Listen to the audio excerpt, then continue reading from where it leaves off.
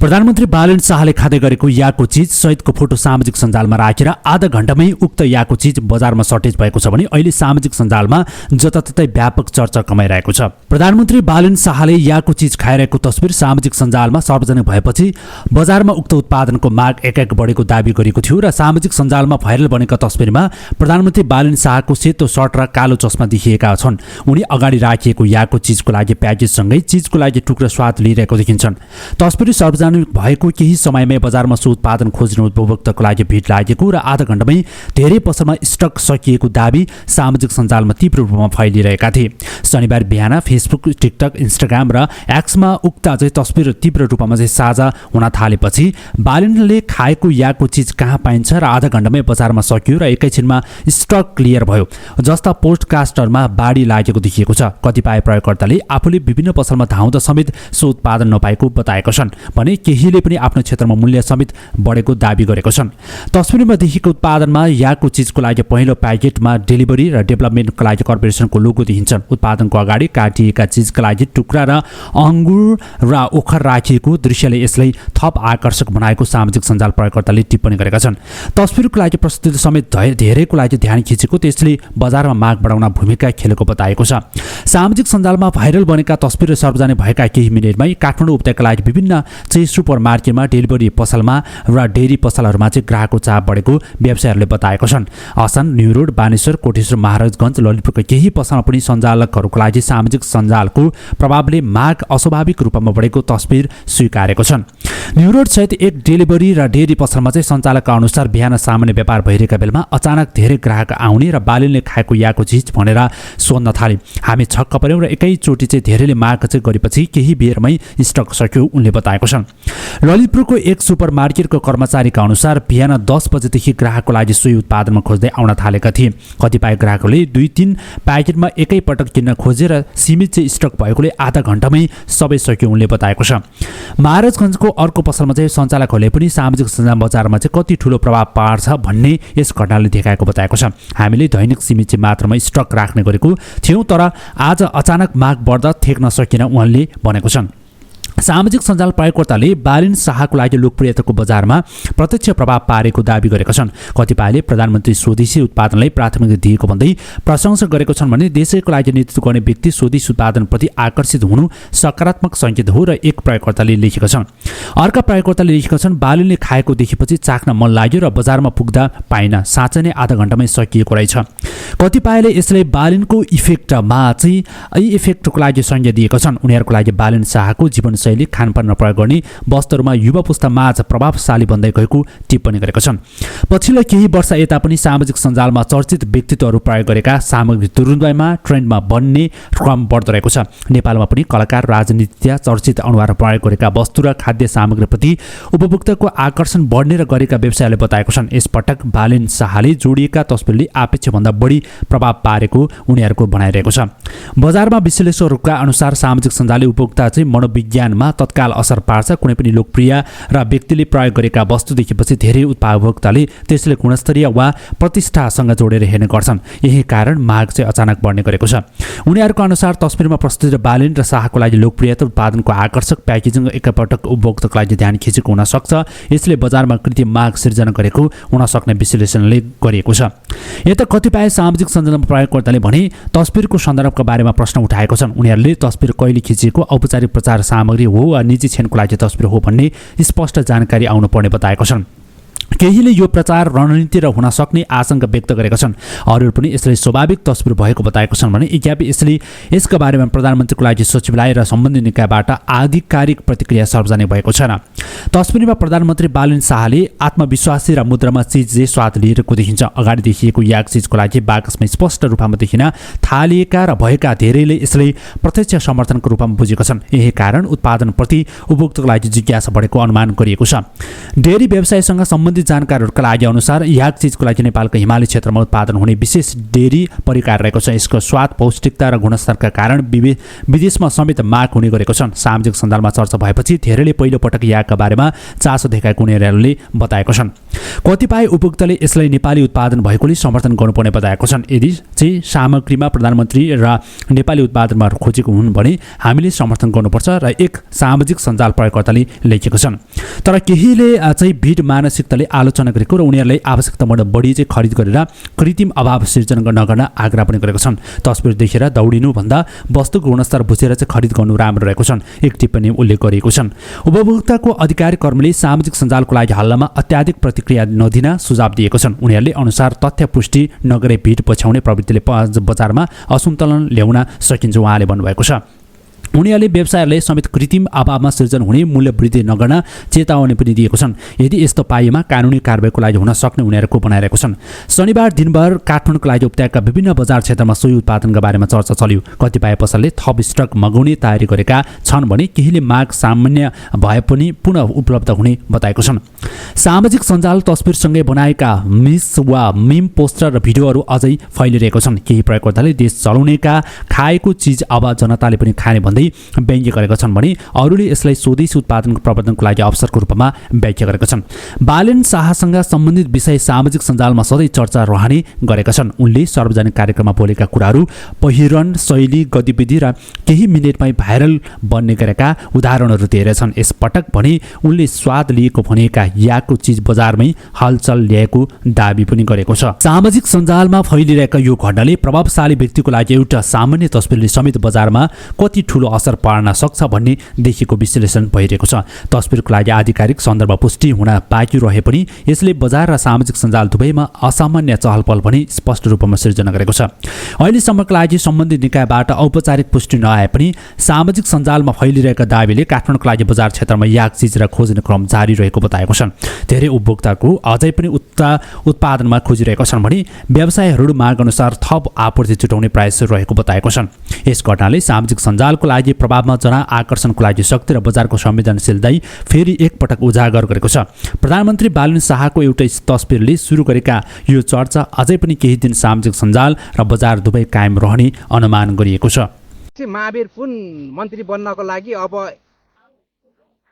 चामस नजिक छ उसो भए राजसभा प्रवेश गर्नुपर्छ। अनि राजसभाको मन्त्रीमण्डलमा महावीर पुन स्वतन्त्र किन रहनु पर्यो? मन्त्री बन्नको लागि राजसभा प्रवेश गर्नुपर्ने राम्रो व्यक्ति दक्ष विज्ञ व्यक्तिलाई थपक लिएर मन्त्री बनाइदिए भएन र? त बाहिरबाट पनि ल्याउन पाउने व्यवस्था छ, तर महावीर पुन एक्लै बाहिरबाट ल्याउने व्यवस्था त त्यसको लागि त 6 महिने हुन्छ हैन, त्यसको लागि त छुट्टै छ। अब 5 वर्षको लागिको कुरो छ नि त। यहाँ त उहाँ त चुनाव जितेर आउनु भएको व्यक्ति हुनुहुन्छ। हो, त्यही भएर त सजिलो के हुन्छ भने नि राजसभालाई 83 बनाउने अनि विज्ञान तथा प्रविधि मन्त्रालयमा महावीर पुनलाई अनि त्यो भयो भनेदेखि यो अहिलेसम्मको उहाँको माग सम्बोधन मात्रै भएन, मागै पुरा हो कि। त्यति मात्रै होइन, उहाँको त माग त धेरै छ। शिक्षाका कुरोहरू छ। शिक्षामा अहिले उहाँले धेरैवटा पहिला 2-3वटा अध्यादेश ल्याउनु भएको थियो। त्यो अध्यादेश पास नभएको कारणले गर्दाखेरि उहाँ चुनाव लड्न जानुभएको। अब मैले चुनाव नलडिकन यो मन्त्री छोडेर गएँ भनेदेखि, सदनमा गइनँ भनेदेखि यो मेरो माग पुरा हुँदैन भनेर उहाँ चुनाव लडेर आउनुभयो। चुनाव लडेर आएर भए पनि यो माग पुरा गर्छु भन्दा धेरै उहाँको त माग छ। एउटा मात्रै होइन माग। पक्कै यस्तो हुन्छ। मेरो इच्छा र आकाङ्क्षा भनेको चाहिँ त्यति हुन्छ, असीमित। सबै कुरा सबै सम्भव हुन्छ हुँदैन, तर महत्त्वपूर्ण कुरा उहाँले पाइसक्नुभयो। जो आविष्कार केन्द्रका अध्यक्ष उहाँले अहिले पाउनु भएको चिज के हो त भन्दा प्राविधिक एउटा विज्ञान तथा प्रविधि मन्त्रालय प्राविधिक क्षेत्रलाई समेटिएको समेट्ने ठाउँ र जो मेरुदण्ड नै पाइसकेपछि अब अमला चल्छ कि चल्दैन भन्नै पर्दैन भन्ने अरू माग भनेका सम्बोधन हुने कुरा हुन्छन्, नहुने कुरा कुर्नुपर्छ। पक्कै अहिले उहाँले खुसी हुनुपर्ने कुरा र साँच्चै नै किन मैले राजसभामा जानुपर्छ पर्दैन भन्ने भन्दा पनि अब किन एक्लै बस्ने त भन्ने मात्रै मेरो आशय हो। त्यस कारणले उहाँ राजसभाको मन्त्री हुँदाखेरि पो बढी महत्त्वपूर्ण हुन्छ। तर उहाँ त मन्त्रीमा नगए पनि राजसभालाई सपोर्ट गर्ने नगर्ने आफ्नो ठाउँमा छ। उहाँले प्रस्ताव लानुभयो, उहाँको प्रस्तावको माग भयो, सम्बोधन भयो। सँगसँगै मेरो माग हो नि त। ए भनेपछि आम जनताको भनेपछि तपाईँले भनिदिएपछि महावीर पुनले रासपा प्रवेश गरिदिनु पर्ने। मैले माग गरेँ होइन तपाईँ महावीर पुन रासपामा प्रवेश गरेर मन्त्री बनिदिएदेखि अझ धेरै चाहिँ सुनमा सुगन्ध हुन्थ्यो, मेरो बुझाइ हो नि त। ए भनेपछि प्रवेश नगरिकन मन्त्री नदिनु उसो भएदेखि रासपाले यस्तो हो, प्रवेश गरेन भने रासपाले मन्त्री नदिनु है महावीर पुनलाई भन्नुहुन्छ तपाईँ। त्यसो पनि भन्दिनँ म। महावीर पुन जस्ता मान्छेलाई साँच्चै स्वतन्त्र रहन दिएर पर्छ। उहाँको विज्ञता र योग्यताको आधारले रासपाले मन्त्री दिनुपर्छ भन्न सक्नु भएन तपाईँले? यस्तो हो नि त, मेरो कुरा राखेँ नि मैले। आम जनताले के भन्छन् भने महावीर पुन साह्रै सज्जन मान्छे, त्यसरी एक्लै बस्नु हुँदैन भन्छन् कि। उहाँ त कहाँ एक्लै हुनुहुन्छ? हिजो सुन्नु भएन उसमा त्यहाँ सदनमै गएर सम्बोधन गर्दै गर्दा सुन्नु भएन? हिसाब गर्ने अहिले कुरो गर्ने हो भनेदेखि जति पनि यहाँनिर पार्टी छ तिमीहरूको पार्टीको सदस्य भन्दा मेरो बढी समर्थक छन्। मलाई चोक चोक गल्ली गल्लीमा मलाई चिन्छन्, बुढादेखि बच्चादेखि वृद्धसम्मले भन्नुभएको छ उहाँले। कि एकजना हुनुहुन्छ त उहाँ? होइन, प्रतिनिधित्व त एकजना त हो, उहाँ एक्लै हो। उहाँले तर 3 करोड जनताको देशभरिको जनताको म प्रतिनिधिको 17 जिल्लाको जनताको म प्रतिनिधि हो भन्नुभएको छ। होइन, उहाँले आफूले आफूलाई स्वीकार्न पाउनुभयो। पक्कै पनि के होइन भने उहाँ स्वतन्त्र सांसद, एक्लो सांसद, एक्लो। स्वतन्त्र भनेपछि सबै जनताको भनिदिनुहोस् न। एक्लो। त्यहाँ संसद 283 जनामा 74 जनामा अलि 200 लगभग 75 जनामा एक्लो हुनुभयो होला। तर आम जनताको व्यक्ति हुनुहुन्छ। उहाँले भन्नुभएको छ मेरो क्षेत्रको सांसदहरूले काम गर्न सकेनन्, हाम्रो विषयमा उठाइदिएनन्, हाम्रो आवाज बोल्दैनन्, तपाईँले बोलिदिनु पर्यो भनेर उहाँले सबै जनताले उहाँलाई फोन गरिराखेका छन् अरे। होइन, पक्कै तपाईँले भन्नुभएको कुरा हो। पक्कै एउटा कुरा चाहिँ मैले अहिले फेरि पनि दोहोऱ्याउन चाहेँ, साँच्चै नै स्वतन्त्र सांसद एक्लो भएको कारणले एक्लै उहाँले प्रतिनिधित्व ग्रहण गर्नको लागि आउनुपर्छ। मेरो आउनुपर्छ उसो भए तपाईँको भनाइ त सबै नेपालको जनता जति पनि जनताहरू हुनुहुन्छ सबै रासपामा प्रवेश गर्दै हुन्थ्यो भन्नुहुन्छ नि तपाईँ त। होइन, त्यसो पनि होइन। तपाईँको रासपाको अहिलेको सरकारको जुन प्रतिनिधित्व गर्दै गर्दाखेरिको जुन अवस्थामा चाहिँ सरकार हुँदै गर्दाखेरिको अवस्थामा रासपालाई साँच्चै नै एकदम साथ र सहयोग गर्दै अगाडि बढ्नको लागि विज्ञान प्रविधि मन्त्रालय जस्तो मन्त्रालयमा महावीर पुन जस्तो पात्र मन्त्री हुनुभयो भने राम्रो हुन्छ भनेर जनताको आवाजलाई मैले तपाईँको मिडिया मार्फत सम्बोधन गरेँ। किनकि जनता के भन्छन्, अब विज्ञान तथा प्रविधि मन्त्रालय पनि महावीर पुनलाई दिँदै हुन्थ्यो रासपाले भन्छन्। अब मैले रासपालाई दिनुपर्छ भनेर माग्नु हुँदैन कि, त्यो मेरो अधिकारभित्र पर्दैन। रासपामै महावीर पुन गए भनेदेखि त त्यो दिएको भए हुन्थ्यो नि भन्न त पाउँछु नि त फेरि। मेरो राइट तयार गरेँ।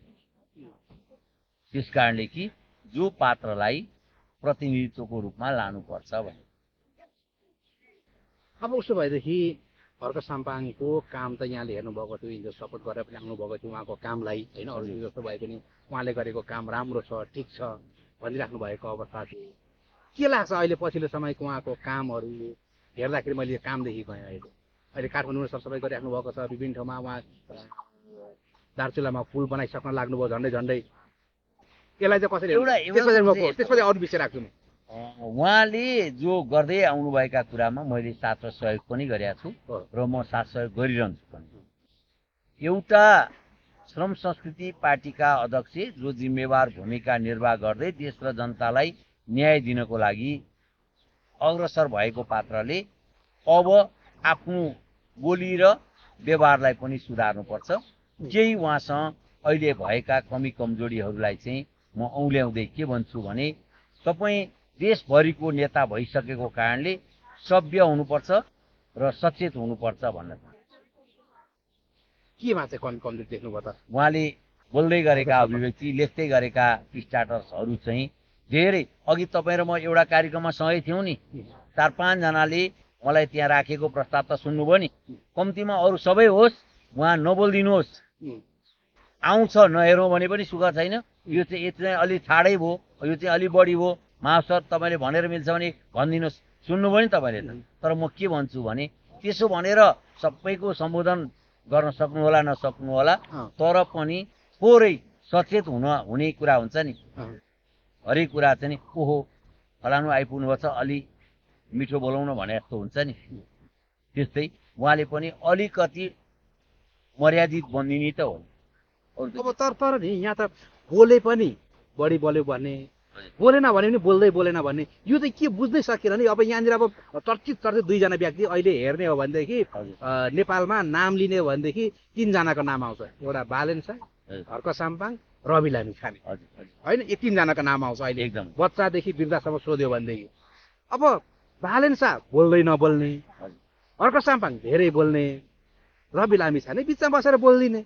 अब यसमा चाहिँ के हेर्नु छ त? अब यसलाई कसरी बुझ्ने? बोलेन भने फेरि बालेन शाहलाई मैले यहीँ सकेँ, बालेन शाहलाई भने चाहिँ बोल्दै बोलेन, यो किन बोलेन, कमसेकम बोल्नुपर्छ, जनताको जवाब त दिनुपर्छ भन्छन्। अब हर्क साम्पाङ धेरै बोल्यो भनेदेखि यो कति बोलेको, यो किन बोलेको, यो के हो? यो बुझ्नै सकिएन। नेपाली जनताले जे गर्दा पनि नहुने, बोल्दा पनि नहुने, नबोल्दा पनि नहुने। पक्कै तपाईँले उठाउनु भएको कुरा महत्त्वपूर्ण छ। कुरो के हो भने जो रवि लामिछाने हिजो मिडिया सेक्टरबाट बोलेरै आउनुभएको, उहाँसँग बोल्ने प्रस्तुति पनि छ, बोल्ने क्षमता पनि छ, र जुन बोलेरै यहाँ पुग्नु भएको कुरा त दुई मात्रै छैन। त्यस कारणले उहाँ बोल्न सक्ने पात्रमा पर्नुहुन्छ, सबैलाई समेट्न सक्ने पात्रमा पर्नुहुन्छ। रह्यो बालेन शाह। बालेन शाहले भन्दै के भन्नुभएको छ त भने म केही गर्न आएको हो कि यहाँ बोलेर टिका टिप्पणी सुन्न आएको नि होइन, टिका टिप्पणी गर्न आएको नि होइन।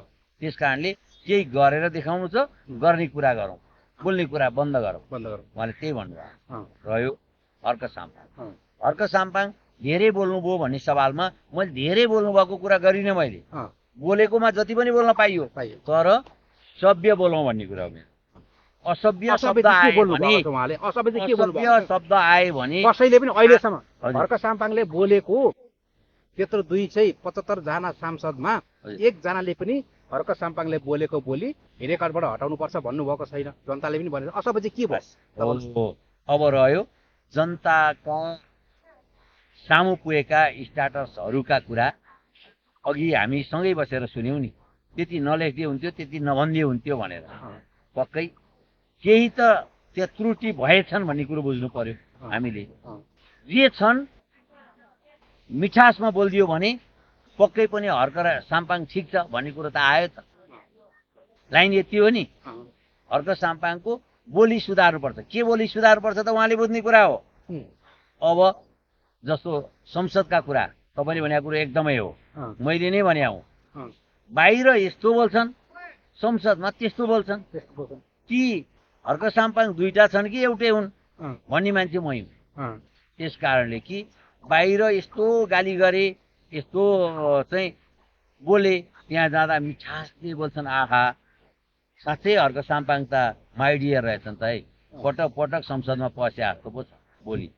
पहिलोचोटिको बोलीले मलाई त्यस्तो लगाइदियो भने अझै पनि हर्क साम्पाङले देश र जनताको मन जित्नु छ। तपाईँले अघि उठाउनु भए जस्तै जो पुल बनाउने कुरादेखि, पार्क बनाउने कुरादेखि, देश विकासमा लगाइएको श्रम अभियानका कुरादेखि हरेक ठाउँमा मैले राम्रालाई साथ दिँदै नराम्रालाई खबरदार गर्दै आएको छु र अझै पनि हर्क साम्पाङका राम्रा पक्षमा म जतिखेर पनि खुलेर उभिन्छु। तर एउटै कुरा, अहिले सरकार बनेको 2 महिना भएको छैन। सरकारले प्रतिनिधित्व पाएको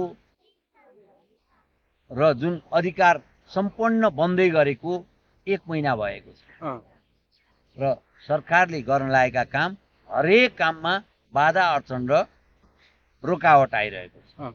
यसलाई साथ त हर्क साम्पाङले सरकारलाई दिनुपर्ने हो, विरुद्ध होइन। एउटा थियो। अर्को कुरो चाहिँ के हो भने प्रतिपक्षको भूमिका निर्वाह गर्नु भनेको गाली गरेर होइन, विधि सम्मत अगाडि बढेर, विधि र विधानलाई टेकेर हो। यस्ता कुराहरू छन् जो सुधार्नु पर्छ। साथै गर्नुहोस् भनेको होइन, साथै सँगै गइहाल्नुहोस् भनेको होइन, रासपामै विलिन हुनुपर्छ भनेको होइन, तर कम्तीमा पनि विरोध गर्दा सभ्य हुन सकिन्छ भने सबै हुनु पर्यो। अब भनेपछि अहिलेको अब नीति आयोग कार्यक्रम लगभग अस्तित्वमा पुगिसकेको अवस्था छ। यसलाई चाहिँ अबको सरकारले बजेट भाषण यहाँलाई कस्तो ल्याइदिए जस्तो लाग्छ, बजेट कस्तो भइदिए जस्तो लाग्छ यहाँलाई? हिजोको सरकारको त देखिहालेको थियो, हिजोकोले त न यस्तो हो। अथवा त्यहाँ अब मन्त्रीमा को छ, कसको पावर छ, कसको पहुँच छ, कहाँनिर बढिहाल्ने के बढिहाल्ने। अब पहिले पनि मैले यहाँ भइहाल्नु पहिले पनि बोल्नु भएको अवस्था छ। अब रवि लामिछानेले भन्नुभएको छ यो अबको बजेट भनेको 165 वटा क्षेत्रको होइन, एउटा क्षेत्रको बन्छ, एउटा नेपालको बन्छ हो। त्यो हो एउटा नेपालको बजेट बन्ने हो, बजेट नेपालकै बन्ने हो। तर 77 जिल्लामा 165 क्षेत्रमा कस्तो खालको बजेट बन्छ भन्ने कुरो हो यहाँ। एउटा आइडिया हुन्थ्यो यहाँलाई चाहिँ। यस्तो हो, एउटा भौगोलिक हिसाबले बन्नु पर्छ, एउटा जनघनत्वको हिसाबले बन्नुपर्छ, एउटा विकास निर्माणका लागि बहु पिछडिएकोलाई चाहिँ नि प्राथमिकता दिँदै बजेट बन्नुपर्छ जस्तो लाग्छ एउटा। र अर्को चाहिँ के भने हाम्रो कृषि प्रधान देश, कृषिमा आत्मनिर्भर हुनुपर्ने ठाउँमा हामी विश्व बजारमा परनिर्भर छौँ। त्यस कारणले सबभन्दा पहिला बजेटलाई दीर्घ भिजन दिँदै विश्व बजारमा हामीले निर्यात गर्न सक्ने खालको बजेट अहिलेदेखि नै सुरुवात गर्नुपर्छ जस्तो मलाई लाग्छ। अहिलेदेखि हजुर, अहिलेको बजेट एकदम। त्यसले चाहिँ के हुन्छ भने नागरिकले अवसर पाउँछन्, नागरिकले रोजगारी पाउँछन्, देशले अर्थ सङ्कलन गर्ने अवसर। अब यो भन्दै गर्दाखेरि अहिलेको सरकारले जुन सुकुम्बासीहरू कतिपय होल्डिङ सेन्टरमा लागेको थियो भने कतिपय गेस्ट हाउस राखेको थियो, कतिपय वहाँनिर पकाउने नगरपालिका त्यहाँ जुन त्यो सुकुम्बासीलाई बनाइएको अपार्टमेन्ट त्यहाँ लगेर राखिराखेको अवस्था छ त्यो। अब यसलाई चाहिँ के गर्छ भने अहिले 15,000 दिने होइन, 15,000 दिने, 15,000 दिएर चाहिँ आफै रुम खोजेर व्यवस्थापन गर्नको लागि भन्ने पनि यहाँ आइरहेको छ। यसलाई चाहिँ कसरी दिनु हेर्नुहुन्छ यहाँले? अब 15,000ले अहिलेको अवस्थामा हेर्दाखेरि कतिपयले भनेको छ 15,000ले के गर्ने, उनीहरूलाई खाना बस्नको व्यवस्था कहाँ? अहिले उनीहरू त बेचेल नै भएका छन्, उनीहरू बाँसको न त कपासको व्यवस्था भएको छ। त्यो 15,000 दिएर के गर्न लागेको यो सरकारले भनिरहेको छ, यसलाई चाहिँ कसरी हेर्नुभएको छ तपाईँले? यस्तो हो, विरोधमा विरोध जनाउनेहरूलाई त्यो 15,000 पनि गएकोमा आपत छ। हामीले बुझ्दाखेरि 15,000ले साँच्चै नै एक परिवारको 3 जना हुने हो अधिकांश। त्यसलाई केही न्याय हुन्छ भन्ने हो, त्यो घर भाडाको स्वरूप हो नि त, त्यो होइन र? त्यसले सर्वस्व तिमीहरू दाल रोटी खाऊ भनेर दिएको होइन कि, घरमा कोठा खोजेर जाऊ दाल रोटी खाऊ सबै कुरा पाउँछौ भने होइन कि। कम्तीमा पनि पास नभएको बेलामा घर भाडा दिएको। काठमाडौँको केही भूभागमा 10-15 हजारमा राम्रै खालको चाहिँ छ नि व्यवस्थापन हुन्छ, जो अहिलेको अवस्थामा बस्नु पर्दैन भन्ने। काठमाडौँमा हरेक ठाउँमा चाहिँ 20-25 हजारमा त एक रोपनी जग्गा भाडामा पाइन्छ त। एक रोपनी भाडामा एक वर्षको भाडा तिरेर बस्दियो भने त राम्रै हो।